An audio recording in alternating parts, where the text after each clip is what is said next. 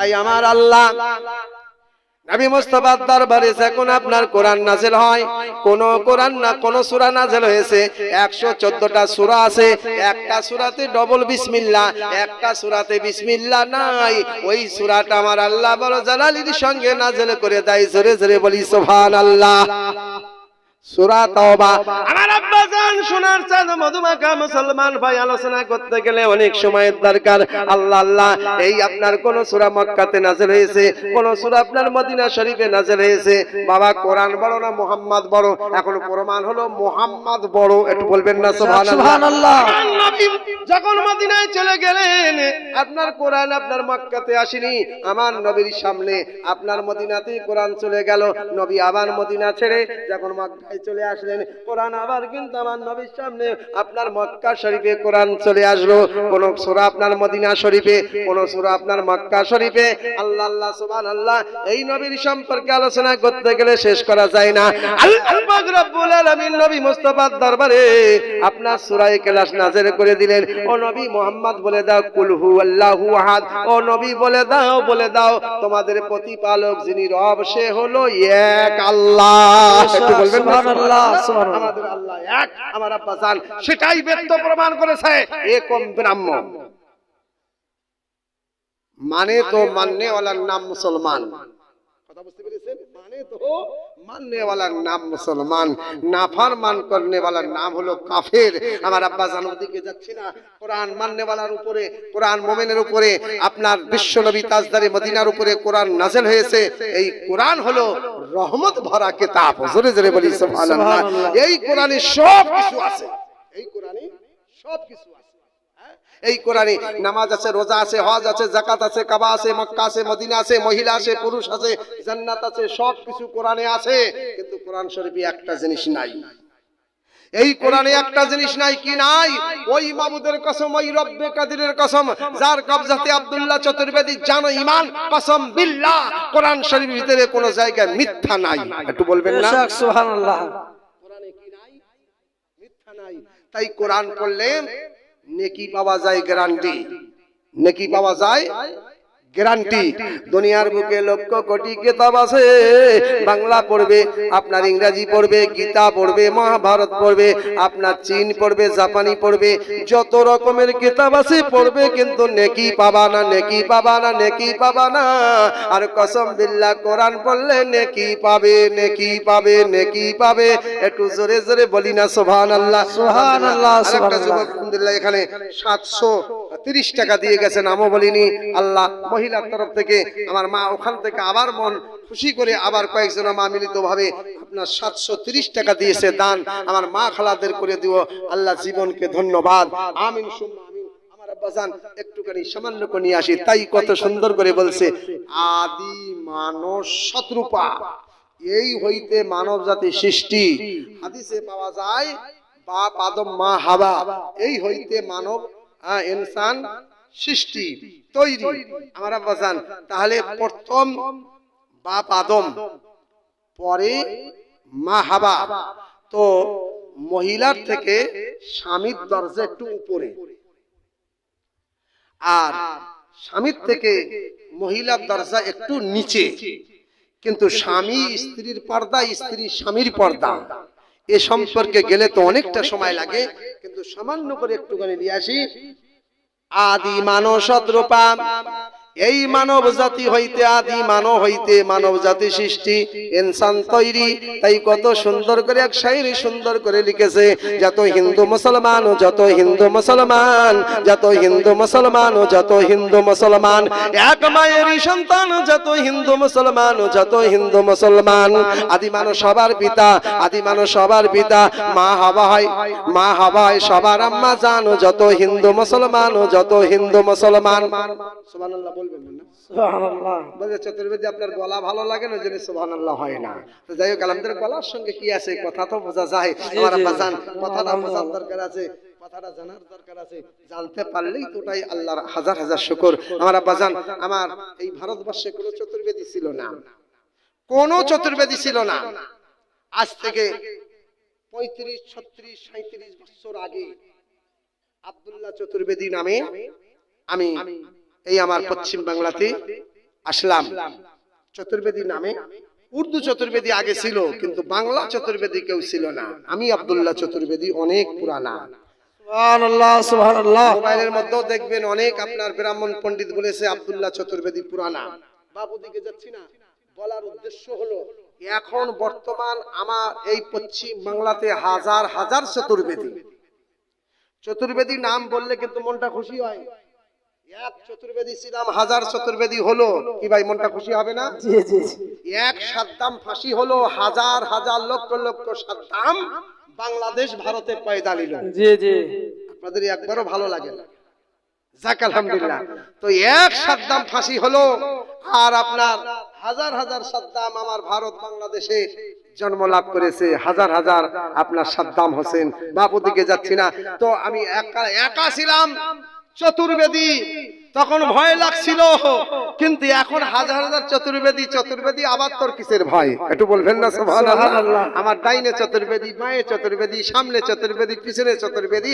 আরে চতুর্বেদীর কোনো হিসাব নাই, কথা বুঝতে পেরেছেন তো? যাই হোক আলহামদুলিল্লাহ। কিন্তু বেদের মধ্যে আব্দুল্লাহ চতুর্বেদী ভাইরাল হয়েছে।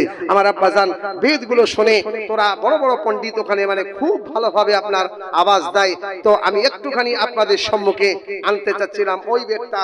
ওম নমঃ নগনি মংসং শিমঙ্গান্তি মাওতার পৃথিবী মাদাম ওম করবা শৈক্তম নিক্তম ধান্তি কাম ধম মজদম করবা মানো নমো নর্গ ওম করবা মানো নমো স্বর্গ মানো শতমন্ত্রম লা ইলাহা নিপাপন ইল্লাল্লাহ পরম পদম জনম ভাই করে প্রাপ্তি জপে নামে নিরাসলিস মানো তব সমুদ্রম বিনা উন্নমা বেড়া পার নাই মানো শতমন্ত্রম লা ইলাহা নিপাপন। সুবহানাল্লাহ বলবেন না? রাত বেশি হয়ে গেছে, সুবহানাল্লাহ কম হবে। কথা বুঝতে পারেন? হ্যাঁ, আর এতটা জড়িবটি, এতটা জঙ্গল আপনাদের সম্মুখে নিয়ে আসলাম, কিন্তু সাফ জুমলা শুনলেন লা ইলাহা ইল্লাল্লাহ। হারনি। ও আমার থেকে আপনার তো বড় চতুর্বেদী। লা ইলাহা হারনি পাপন ইল্লাল্লাহ পরম পদম।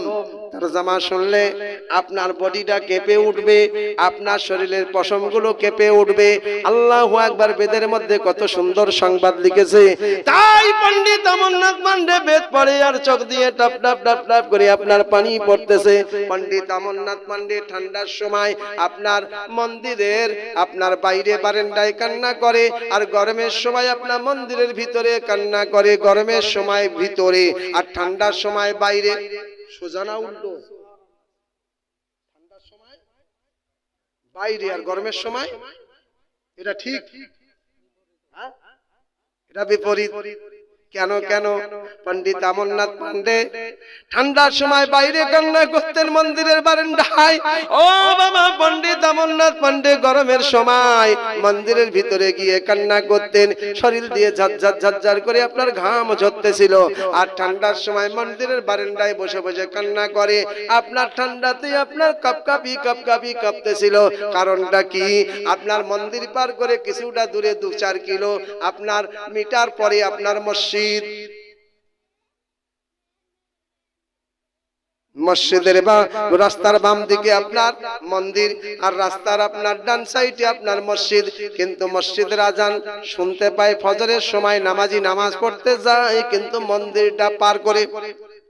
আগে মন্দির পরে তারপরে মসজিদ, আজান শুনতে পায়। মুসলমান সেদিন প্রশ্ন করেছিল, কি প্রশ্ন একটু শোনাবো?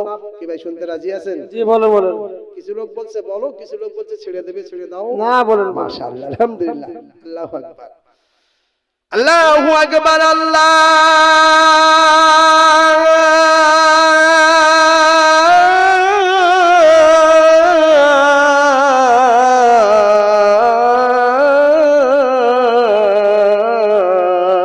আকবার, আল্লাহ আল্লাহ সুবহানাল্লাহ। আজান শুনতে পেয়ে আপনার নামাজি আপনার নামাজ পড়ার জন্য চলে যায়। কিন্তু দেখে ঠান্ডার সময় মন্দিরের বাইরে বারান্দায় বসে বসে পণ্ডিত অমরনাথ পান্ডে কান্না করতেছে। আর গরমের সময় দেখে পণ্ডিত অমরনাথ পান্ডে মসজিদের ভিতরে কান্না, মন্দিরের ভিতরে কান্না করে। কিন্তু দিনের পর দিন কাটে, আর মনে মনে প্রশ্ন জাগে, কেন ঠান্ডার সময় বাইরে কান্না করে, আর কেন আপনার মন্দিরের ভিতরে গরমের সময় কান্না করে? একদিন প্রশ্ন করব, কি কারণটা একটু জানতে পারবো? কারণ সুবহানাল্লাহ। জানতে পারবো। এবার শুনতে রাজি আছেন না? জি জি। আমার মায়েরা বলতেছে অর্ধেক তো কথা বললো কিন্তু আমাদের সম্পর্কে কিছুই বলে না। মায়েদের সম্পর্কে একটুখানি বলবো। মায়েদের পর্দা। মহিলারা 3টে কাজ করবে জান্নাতবাসী। পর্দার সঙ্গে পাক 1 নম্বর কাজ। 2 নম্বর কাজ স্বামীর সেবা, স্বামীর যত্ন, স্বামীর আহ্বান, স্বামীর সম্মান। আর 3 নম্বর কাজ ওয়াক্ত মতো নামাজ রোজা। এই 3টে কাজ করবে মহিলা জান্নাতবাসী। সুবহানাল্লাহ সুবহানাল্লাহ। কিন্তু মহিলা বোঝে না, বোঝায় স্বামী। কিন্তু স্বামী যখন বোঝায় ও আরো বোঝে না। কেন? মহিলা পয়দা হলো বেকা হাড্ডি। আদম আলাইহিস সালাম যখন আপনার আফসোস করতে লাগলো, আল্লাহ আমার কোনো জুড়ি নাই, কিছু নাই, আই মাই করতে লাগলো। তো আল্লাহ পাক বুঝতে পারলেন আদমের কি খায়েশ। আদম চোখ বুঝালো, চোখটা বুঝালো, ঠিক নির্ধারিত 12টার সময় এই বাঁয়ে পিছলি, এই বাম সাইডে এটা পাঁজর বলি আমরা, পাঁজরের হাড়, এই একটা হাড্ডি আল্লাহ পাক ফেরেশতার দ্বারা আদম আলাইহিস সালামের এই বাম সাইডের হাড্ডিটা বার করলেন। আর ওই হাড্ডি থেকে, এই বাম সাইডের বেঁকা হাড় থেকে আল্লাহ পাক তৈরি করে দিলেন মা হাওয়া। বেঁকা হাড় থেকে মহিলা পয়দা। এই জন্য মহিলাদের বুদ্ধি বেশিরভাগ হয় বেঁকা বেঁকা। কথা বুঝতে পারেননি? স্বামী যেতেও ভালো কথা বলে, ও কিন্তু বেঁকা বেঁকা টার্গেট লাই। হ্যাঁ, বলছে এবারে ভালো কাপড় নিয়ে আসবো, বলছে না তোমার বুদ্ধি নাই, টাকা ইনকাম করো কিন্তু তোমার কাপড় কেনার জ্ঞান নাই, দাও আমাকে টাকা দাও, ফুলতলায় যাবো, হ্যাঁ জিয়াগঞ্জে যাবো, আমি নিজে ভালো কাপড় কিনে আসবো। এরকম মহিলা আছে আপনার দেশে? জি জি আছে। স্বামী বলে না তোমাকে যেতে হয় না, পর্দায় থাকতে হয়, বুঝা বড় পর্দাওয়ালা হয়েছে। কথা বুঝতে পারিনি? আবার এই কথা বলতে বলতে টেন্ডাই নাই করতে করতে স্ত্রী স্বামীকে গালি দেয়। আপনার দেশে দেয় নাকি? আর যদি কোনো মহিলা স্বামীকে গালি দেয়, তার পক্ষে কি হাদিসে হয় একটু শোনাবো কি ভাই? টাইম আছে? জি জি বলেন বলেন। 2 লাখ টাকা চান্দা দেন। বলছে মুশকিল ব্যাপার। বলছে এখন ওখানে রেখে দে, অত টাকা আমরা কোথায় পাবো? যাক আলহামদুলিল্লাহ, অনেক টাকা খরচা করে সুন্দর জান্নাতের বাগান সাজিয়েছেন। আপনাদের অনেক হিম্মত, অনেক ঈমান আল্লাহ পাক আপনাদেরকে দিয়েছে। কিন্তু গ্রামটা যে এত বড় নাম শুনলাম, সে শোনার পরে মনে হচ্ছে গ্রামটা অনেক ছোট। এই গোটাগত মুসলমান বসে আছে, গ্রাম অত বড় না, ছোট মনে হচ্ছে। কি ভাই তাই নাকি? গ্রাম বড় আর লোক কিন্তু গোটাগত। কারণ ঠান্ডা।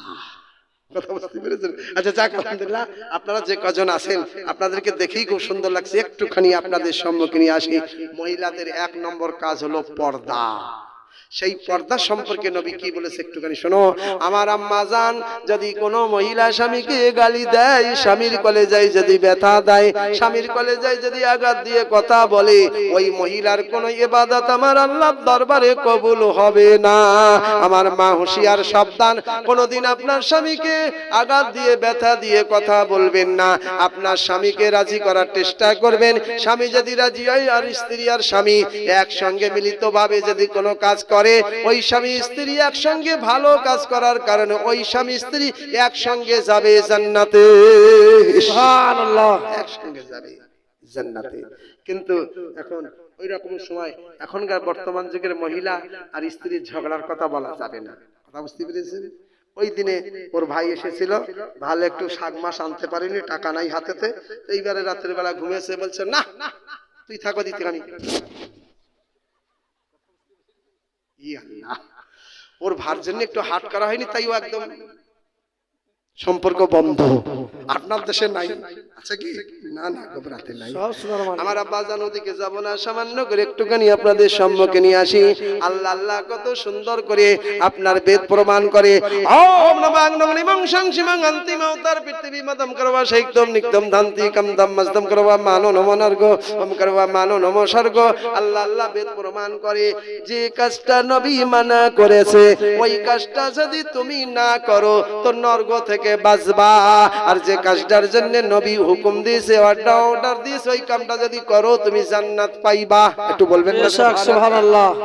अंतिम अवतार ओ बाबा कत सुंदर करे वेद प्रमाण करे अवतार उतारते उतारते अंतिम पैगम्बर आस्ते आस्ते आखिरी पैगम्बर हादिस बोले आखिरी ए থেকে প্রমাণ হলো আখেরি মানে মুহাম্মাদুর রাসূলুল্লাহ বেদ বলেছে अंतिम अवतार মানে তিনি হলেন নবী মুহাম্মাদুর রাসূলুল্লাহ সবাই ভক্তি করে বলি সাল্লাল্লাহু তাআলা আলাইহি ওয়াসাল্লাম কোরআন বলেছে খাতামুন নবীন এ বাবা এই আমরা নবীর নাম নিয়ে চোখটা চুমি না আর কত লোক মসজিদে যখন নবীর নাম হয় তখন ওরা শুধু এই বলে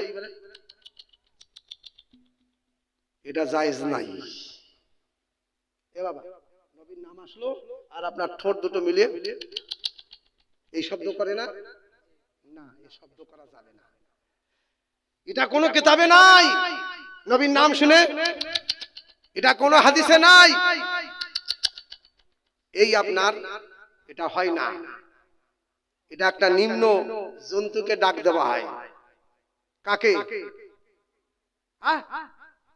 একটা নিম্ন জন্তুকে ডাক দেওয়া হয় কাকে বলেন না ভাত বেঁধে গেছে আর খেতে পারছে না পেটে ধরে ওকে দেই কাকে তো তাকে কি বলে ডাকেন হ্যাঁ কুত্তাকে ডাকায় ভুল করে এই জমলা বলিয়েন না জলসায় আমি আগেই বলেছি এটা একটা শিক্ষার মানুষ জি জি এটা একটা শিক্ষার জায়গা যদি দুটো একটা কথাও যদি আপনার শিক্ষা হয়ে যায় ওটা যদি আমল হয় তা আখিরাত ভালো হয়ে যাবে এই কথা বলে চোখে চুমু দিবেন না হযরতে বেলাল ও বাবা আমার নবী সেই দিন চাবি হাতে পাওয়ার পরে নবী বলেছিলেন বেলাল আর আজান জমিনে তোমাকে দিতে হবে না আজকে তুমি আজান দাও ওই কাবা শরীফের ছাদের উপরে সুবহানাল্লাহ কিন্তু আজানে যে আজান দিবে কাবা শরীফের সাথে আজান দিবে কিন্তু বেলাল আজান দিতে গিয়ে দাঁড়িয়ে আছে আল্লাহ কোন দিকে মুখ করে আজান দিব আমি কাবা শরীফ পশ্চিমে আপনার দাঁড়ালাম তো পূর্ব দিকে মুখ করে আজান দিলাম আমি কাবা শরীফ উত্তর দিকে দাঁড়ালাম তো আপনার দক্ষিণ দিকে মুখ করে আজান দিলাম আমি কাবা শরীফের পূর্ব দিকে দাঁড়ালাম তো পশ্চিম দিকে মুখ করে আজান দিলাম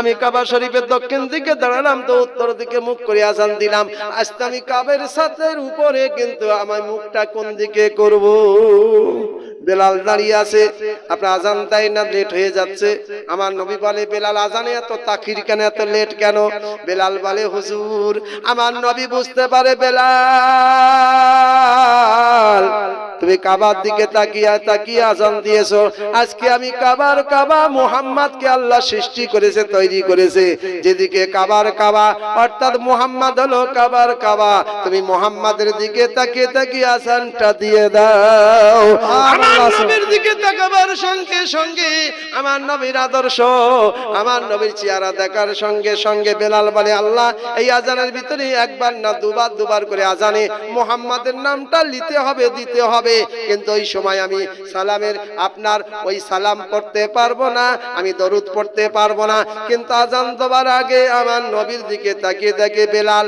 এই আপনার মুখে চুমালাই সাল্লাল্লাহু তাআলা আলাইহি ওয়াসাল্লাম সাল্লাল্লাহু তাআলা আলাইহি ওয়াসাল্লাম আল্লাহু আকবার আমার নবীর দিকে তাকিয়ে বেলাল মুখে বলেছিল ইয়া রাসূলুল্লাহ সাল্লাল্লাহু আলাইহি ওয়াসাল্লাম ইয়া রাসূলুল্লাহ সাল্লাল্লাহু আলাইহি ওয়াসাল্লাম অর্থাৎ আমার নবী দেখার পরে নবী মিষ্টি হাসি দিলেন জোরে বলি সুবহানাল্লাহ বিশ্বের মুসলমান জেনে রেখে দাও যে বেলালের দিলের ঘরটা হলো মুহাম্মাদের ঘর বেলালের দিলটা হলো মুহাম্মাদের মহব্বতে ভরা আছে আজকে আজান দেওয়ার মাধ্যমে মুহাম্মাদের নাম আসবে সেখানে কিন্তু আমার নবীর নামে সালাম দেওয়া যাবে না তাই আপনার আজানের আগে বেলাল দুইবার করে সালাম দিয়েছে নিজের চোখে মুখে আর চোখে সালাম দিয়েছে আমার নবী খুশি হয়েছে জোরে বলি সুবহানাল্লাহ তো যেখানে নবীর নাম শোনা হবে সেখানে আপনার এই মুখে সাল্লাল্লাহু আলাইহি সাল্লাম মুহাম্মাদের নাম যদি কানে শুনেন তো আপনার চোখে যে আপনার চুমো দিতে হবে মুখ থেকে নিয়ে এটা নয় বলতে হবে সাল্লাল্লাহু আলাইহি সাল্লাম কথা বুঝতে পেরেছেন এটাই হলো আপনার চুমো অর্থাৎ মুহাম্মাদের নামে চুমো দেওয়া হলো, এই সালাম আপনার চোখে দেওয়া হলো। এইভাবে যদি আপনার তরিকা থাকে, কসম বিল্লাহ আপনার চোখটা জীবনে মুহাম্মাদের সদকায় আপনার খারাপ হবে না। আপনার চোখটা উজ্জ্বল থাকবে, আপনার চোখটা ভালো থাকবে।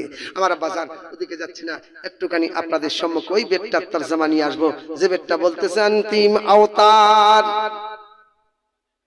আর কেউ আসবে না, এটা শেষ। অন্তিম মানে শেষ, আখরি পাইগম্বর, আর কোন পাইগম্বর আসবে না, এটা শেষ পাইগম্বর। শেষ পাইগম্বর কে? মুহাম্মদ সাল্লাল্লাহু আলাইহি ওয়াসাল্লাম, খাতামুন নবীন। কোরআন এলান করে দিয়েছেন খাতামুন নবীন, এই নবীর পরে আর কোন নবী আসবে না। নবীদের দরজা শেষ, নবীদের দরজা শেষ, অর্থাৎ মুহাম্মদ আখরি নবী, মুহাম্মদ খাতামুন নবীন। বেদ বলতেছে অন্তিম অবতার তিনি আসবেন কোথায়? পৃথিবী মধ্যম, পৃথিবী মানে দুনিয়া, মধ্যম মানে মাঝখান, দুনিয়ার মাঝখানে আসবেন মুহাম্মদ, দুনিয়ার মাঝখানে আসবেন। এই রিপোর্ট, এই সংবাদ, এই খবর আপনার বেদে দিয়েছে। দুনিয়ার মাঝখান কোন জায়গা? বাংলাদেশ ঢাকা দুনিয়ার মাঝখান নাই, ভারত ইন্ডিয়া দুনিয়ার মাঝখান নাই, মালদা ফারাক্কা দুনিয়ার মাঝখান নাই, গুয়াহাটি আসাম দুনিয়ার মাঝখান নাই, কলকাতা দিল্লি বোম্বে দুনিয়ার মাঝখান নাই, উত্তর দিনাজপুর দুনিয়ার মাঝখান নাই, উত্তর 24 পরগনা দুনিয়ার মাঝখান নাই, ও বাবা বাঁকুড়া দুনিয়ার মাঝখান নাই, পুরুলিয়া দুনিয়ার মাঝখান নাই, মুর্শিদাবাদ দুনিয়ার মাঝখান নাই, বীরভূম দুনিয়ার মাঝখান নাই, পাকুড় দুনিয়ার মাঝখান নাই। কসম বিল্লাহ দুনিয়ার মাঝখান সেটা হলো মক্কা মুআজ্জামা, मक्का शरीफ दुनिया मस्कन। मक्का की धरती दुनिया की बीचों बीच, मक्का की जमीन दुनिया की बीचों बीच, कसम बिल्लाह मक्का की नगरी दुनिया की बीचों बीच। এই মক্কার সম্পর্কে বেদ সংবাদ দেয়, বেদ খবর দেয় অন্তিম অবতার পৃথিবী মধ্যম, তিনি শেষ ধর্ম প্রচার करने वाला। মুর্শিদাবাদে আসবে না, ভারতে আসবে না, বাংলাদেশে আসবে না, পাকিস্তানে আসবে না, তুর্কিস্তানে আসবে না, তিনি আসবেন মক্কার জমিনে। জোরে জোরে বলি সুবহানাল্লাহ। আমার নবী, আপনার নবী দোজানের বাদশা মক্কার জমিনে, আব্দুল্লাহর জিন্ন কুটিরে, মা আমিনার শেকেমে, মক্কার জমিনে মুহাম্মদ জালওয়া গার হয়েছেন। সেই সংবাদ বেদ দিচ্ছে। কি বলছে? পৃথিবী মধ্যম, ঠিক দুনিয়ার মাঝখানে আসবেন। দুনিয়ার মাঝখান কোন জায়গা? মক্কা শরীফ, সেটার প্রমাণ পাওয়া যায়। এদাকে রাইবে চলে যাবে নাকি? মায়েরা বলছে অনেক টাইম হয়ে গেছে, ঠান্ডা লাগতেছে, একটুখানি বেদটা তরজমা করি, তারপর শেষ করে দেব। আর সুযোগ পেলে ইনশাআল্লাহ, ইংরেজ আমার ইসলামের প্রশংসা করেছে, একটুখানি মায়েরা আসলে বলতেছে আজকে তো ছোট চতুর্বেদী শুনতেছি, কালকে আবার বড় চতুর্বেদী আসবে। কথা বুঝতে পেরেছেন? বলছে আজকে তাড়াতাড়ি চল, কালকে আবার তৈরি হয়ে আসবো ইনশাআল্লাহ, তাড়াতাড়ি চলে আসবে। তা যাক আলহামদুলিল্লাহ, বাপ ওদিকে যাচ্ছি না, সামান্য করে একটুখানি আপনাদের সম্মুখে আনতে চাচ্ছিলাম। মা শান্তিভাবে বসলে কথাটা একটু গুছিয়ে বলতে পারতাম। আর যদি কিনা তড়বড় করে চলে যাচ্ছেন তো কেমন যেন লাগছে। আচ্ছা কালকে আপনার হবে, কিন্তু আমি কালকে দোয়াতে থাকবো না, আজকে একটু দোয়াতে শামিল হয়ে যান, মরতেই হবে। এটা কোনো আপনার ডুপ্লিকেট নাই, মউত আপনার অরিজিনাল মরতেই হবে। তো মরার আগে যদি কিনা একটু ভালো কাজের সময় কাটে, ওই ভালো কাজের ওসিলায় আপনার কবর হাসর মশর হয়ে যাবে। ভালো একটুখানি কষ্ট করেন, এই মাত্র আপনি শেষ করে। আচ্ছা এখন দেখেন তো অরিজিনাল কতটা বাজলো, টাইম কতটা হলো? তাহলে এমন তো বেশি কিছু হয়নি, 11:22 যখন হয়েছে, 11:30 পুরো করেন, 11:30 পুরো করেন। মাশাআল্লাহ 11:30। আচ্ছা যাক আলহামদুলিল্লাহ, চাইলে হবে কমসে কম 8-10-15 মিনিট একটুখানি আপনার ধৈর্য ধরে শুনেন। আমি অনেক দূর থেকে এসেছি, আর আপনারাও মানে অনেক মনোতামনা দিয়ে এই সুন্দর প্রোগ্রাম আপনারা ছোট বড় মিলিতভাবে সুন্দর এই জান্নাতের বাগান সাজিয়েছেন। উদ্দেশ্য হলো আপনার ঈদগাহ যেন সুন্দরভাবে যেন উন্নতি হয়ে যায়, ঈদগার যেন কাজ আল্লাহ কমপ্লিট না হলেও যেন কিছু আল্লাহ পাক কামিয়াত পৌঁছে দেয়। আমার আব্বাজান সোনাচ্চাঁদ মুসলমান ভাই, সামান্য করে একটুখানি এই বেদটার ভিতরে আসি, আপনার অন্তরটা কেঁপে উঠবে। সুবহানাল্লাহ, আল্লাহু আকবার। বলছে মানো সৎ মন্ত্র, মানো মানে মানুষ, সৎ মানে সত্য, সৎ মানে সঠিক, সৎ মানে ঠিক, সৎ মন্ত্র সব থেকে ভালো মন্ত্র, সব থেকে সুন্দর মন্ত্র সেটা কি? লা ইলাহা নিপাপন। এর মতো সুন্দর মন্ত্র আর কিছু নাই, এর মতো ভালো মন্ত্র আর কিছু নাই। মানো সৎ মন্ত্র লা ইলাহা নিপাপন, এই মন্ত্র পরিধান করলে তোমার জীবনের সমস্ত গুনাহ খাতাগুলো মোচন হয়ে যায়, সমস্ত গুনাহগুলো মাফ হয়ে যায়। ইল্লাল্লাহ ইল্লাল্লাহ পরম পদম। আর ইল্লাল্লাহ পরিধান করলে ওই মানুষটা রোজ কিয়ামতের দিন সম্মানের অধিকার হয়ে যায়। সুবহানাল্লাহ, সুবহানাল্লাহ। মুসলমান দুনিয়াতে সম্মান তো সম্মান, মরার পরেও এই কলমাতে যারা আমল করেছে তারাও মরার পরে কবরে মশরে হাসরে এই কলমার সিলায় সম্মানের অধিকার হয়ে যাবে। একটু জোরে জোরে বলে দেই সুবহানাল্লাহ। তো যাই হোক, কত সুন্দর জিনিস আমরা ভাগ্যে পেলাম। আমার আব্বাজান, আমার জীবন কাহিনী কম বেশি আপনাদের জানা আছে, কিন্তু ওই দিকে যাবার কোনো প্রয়োজন হয় না। শুধু একটুখানি আপনাদের সম্মুখে নিয়ে আসি। আমার নবীর চোখে টপ টপ টপ টপ করে পানি পড়তেছিল। নবী আমার কাঁদতেছিলেন আর বলতেছিলেন, কলা কলা রাসূলুল্লাহ সাল্লাল্লাহু আলাইহি ওয়াসাল্লাম, আল মুসলিমু মান সালিমাল মুসলিমুনা বিয়াদিহি ওয়া লিসানি। মুসলমান মুসলমানের সঙ্গে কেমন করে ব্যবহার করবে, মুসলমান মুসলমানের সঙ্গে কেমন করে ওঠা বসা করবে, মুসলমান হয়ে মুসলমানের সঙ্গে কেমন করে কথা বলবে, এই হাদিসটার ব্যাখ্যা আপনাদের কাছে নিয়ে আসবো। এই হাদিসটা শুধু আমার নবী এই মুর্শিদাবাদের জন্য বলা হয়নি, শুধু মালদা ফারাক্কার জন্য বলা হয়নি, শুধু কলকাতার জন্য বলা হয়নি, শুধু আসাম গুয়াহাটির জন্য বলা হয়নি। এই হাদিস শরীফটা আমার নবী অল বিশ্বের নর নারীর পক্ষে নবী বললেন জমার সেগা বহু বছর। সমস্ত মহিলা পুরুষ সবার পক্ষে আমার নবী বললেন, অল বিশ্বের মুসলমান নর নারীর পক্ষে আমার নবী হাদিসটা বললেন। শুধু তার ব্যাখ্যাটা একটুখানি আপনাদের সম্মুখে নিয়ে আসবো। বলতেছিলাম সুবহানাল্লাহ, যে স্বামী মারা গিয়েছে তার ইদ্যত পালন করতে হবে বেশি। আর যে স্বামী জিন্দা আপনাকে তালাক দিয়েছে, স্বামী বেঁচে আছে, তাও আপনাকে ওই স্বামীর অনুকরণ করে আপনাকে ইদ্যত পালন করতে হবে কদিন। যে স্বামী জিন্দা আছে তার কম, যে স্বামীর ঘর সংসার করতেছিলেন স্বামী মারা গিয়েছে আপনার কোলে, তার ইদ্যতটা বেশি। আল্লাহু আকবার। যে স্বামী আপনার তালাক দিয়েছে জিন্দা আছে, সেই স্বামীর ইদ্যত পালন করতে হবে আপনার 3 মাস 10 দিন।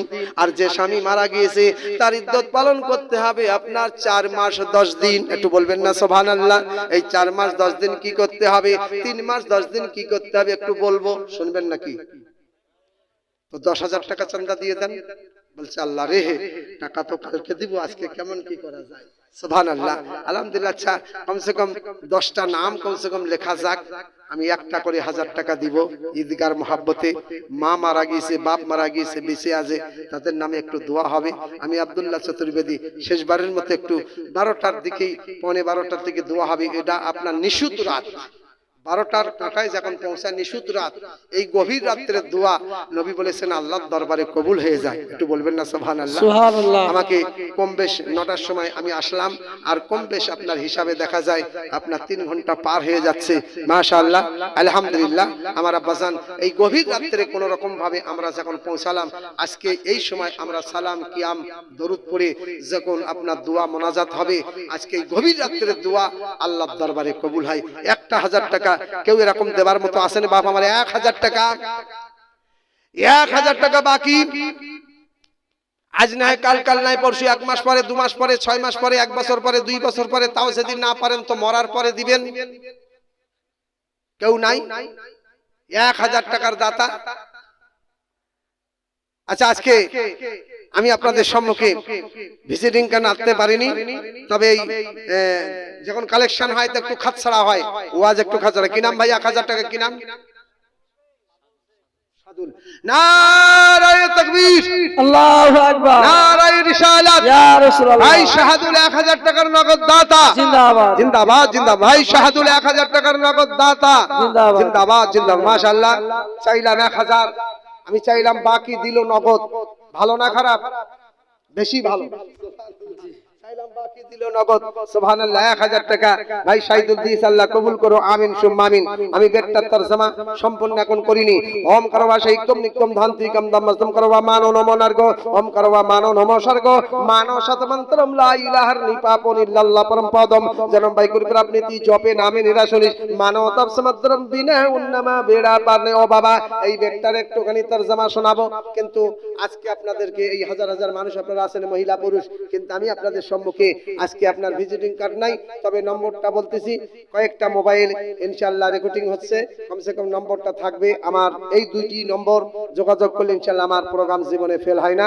আজকে আপনার মুর্শিদাবাদের বক্তা যে আপনার হলদিবাড়ি কুচবিহার প্রোগ্রামটা আপনার ফেল করেছে, তারা বারবার করে আমাকে ফোন করে সেই আপনার মানে রাত 7টা পর্যন্ত আমাকে অনেক ছোট বড় কথা তারা বলেছে, তাদের মনে অনেক ব্যথা, বড় কামনা করে বড় সাধনা করে একটা জলসার প্রোগ্রাম হয়, তাতে যদি বক্তা ফেল করে দেয় কমিটির মনে দিলে অনেক আঘাত ব্যথা লাগে। তো যাই হোক, আলহামদুলিল্লাহ আজকে আপনার এই প্রোগ্রামে আসলাম, শুধু ফোনের মাধ্যমে যোগাযোগ, ফোন করেছেন, আপনাদের দাওয়াত কবুল করেছি, কিন্তু এই জলসাকে আমি কবুল করে কয়েকটা জলসা ছেড়ে দিলাম। আজকেকার জলসা ছাড়তে পারিনি, একটা বক্তাকে আমি সেটিং করে দিলাম কুচবিহারে এই 12 জানুয়ারি। বাপ শুধু নম্বরটা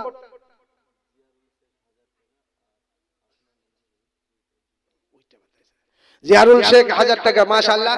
আমার আব্বাজান যে আমার নম্বরটা 86 95 48 13 11, এই নম্বর ইনশাআল্লাহ যোগাযোগ হবে। 86 95 48 13 11 এই নম্বরে যোগাযোগ করবেন। তবে রিচার্জ না থাকার কারণে অনেক সময় ফোন ঢোকে না। তবে আর একটা মোবাইল নম্বর 75551018 এই নম্বরে ইনশাআল্লাহ যোগাযোগ হবে। সঙ্গে দুটো নম্বর কম বেশি প্রত্যেক মানুষের কাছে